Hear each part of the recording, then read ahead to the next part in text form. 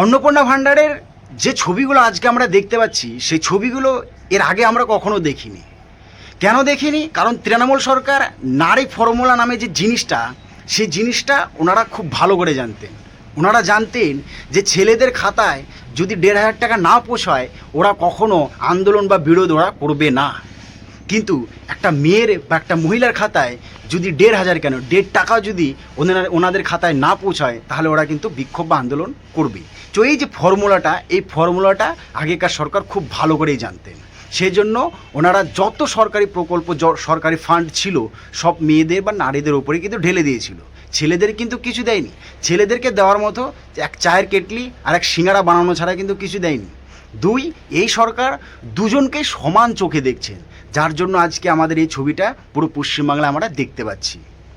2 number, আগে যে লক্ষ্মীর ভাণ্ডার প্রত্যেকটি মহিলা পেয়েছে তা নয়।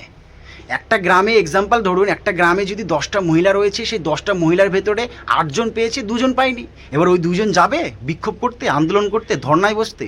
কোনো দিনও না। আর ওই 2টো মহিলার জন্য 8টা মহিলা কখনো সাথ দেবেন না। কেন দেবেন না? কারণ অলরেডি ওরা পেয়ে গেছে, ওরা কী প্রশ্ন করবে সেইখানে। ঠিক আছে, এইবার যুবসাথীর কিছু কথা তুলে ধরি।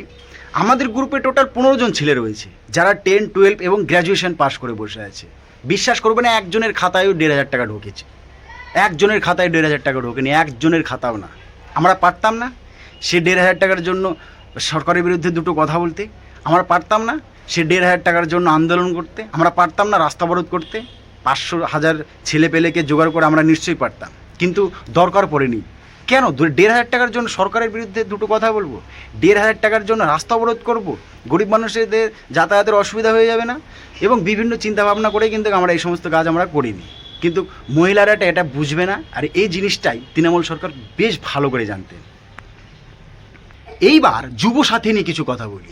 আমাদের গ্রুপে টোটাল 15 জন ছেলেপেলে রয়েছে, তার ভেতরে 10, 12 এবং গ্র্যাজুয়েশন পাস সবাই রয়েছে। আমরা সবাই অ্যাপ্লাই করেছিলাম যুবসাথীতে, কিন্তু একজনও পাইনি। বিশ্বাস করো, আমরা একজনও পাইনি। কিন্তু আমাদের ক্ষমতা ছিল না 500 জন ছেলেপেলে নিয়ে রাস্তা অবরোধ করতে? আমাদের ক্ষমতা ছিল না 500 জন ছেলেপেলে জোগাড় করে বিক্ষোভ করতে, আন্দোলন করতে, সরকারের বিরুদ্ধে দুটো প্রশ্ন খাড়া করতে? অবশ্যই ছিল, কিন্তু আমরা করিনি। কিসের জন্য করবো? 1,500 টাকার জন্য সরকারের বিরুদ্ধে আন্দোলন করব? 1,500 টাকার জন্য রাস্তা অবরোধ করবো? তো এই যে জিনিসটা, এই জিনিসটা আগেকার সরকার অর্থাৎ তৃণমূল সরকার বেশ ভালো করে জানে, যার জন্য এই সমস্ত ছবি আমরা দেখতে পাইনি। তবে যাই হোক, সবশেষে আমি একটা কথাই বলবো যে ছবিগুলো আমরা পশ্চিমবাংলায় দেখতে পাচ্ছি, সেই ছবিগুলো যে একদম তুলে ফেলে দেওয়ার তা নয়।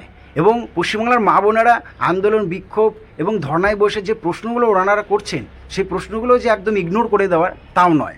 কেননা সরকারের যে ন্যায় এবং ন্যায্য যে কথাটা উনি রেখেছেন, সেই কথা হিসেবে ওনাদের প্রশ্ন যে আমাদের বাড়িতে কেউ কোনো সরকারি চাকরি করে না, আমরা কোনো ইনকাম ট্যাক্স দিই না, এবং আমাদের ভোটার তালিকায় নাম রয়েছে, তা সত্ত্বেও আমরা এই অন্নপূর্ণা ভাণ্ডার থেকে বঞ্চিত রয়েছি। কেন রয়েছি, কিসের জন্য রয়েছি, কী কারণে রয়েছি? এই প্রশ্নগুলো ওনাদের মুখ থেকে। তো আমি সরকারের কাছে একটাই হাত জোর করে আবেদন বা অনুরোধ করব যে সমস্ত মহিলারা ন্যায্য এবং অন্নপূর্ণা ভাণ্ডারে নেওয়ার যোগ্য, সেই সমস্ত যোগ্য মহিলা এবং মা বোনেদেরকে কোনো একটা পদক্ষেপ এবং করে তাদের অ্যাকাউন্টে এই 3,000 টাকা প্রদান করা হোক।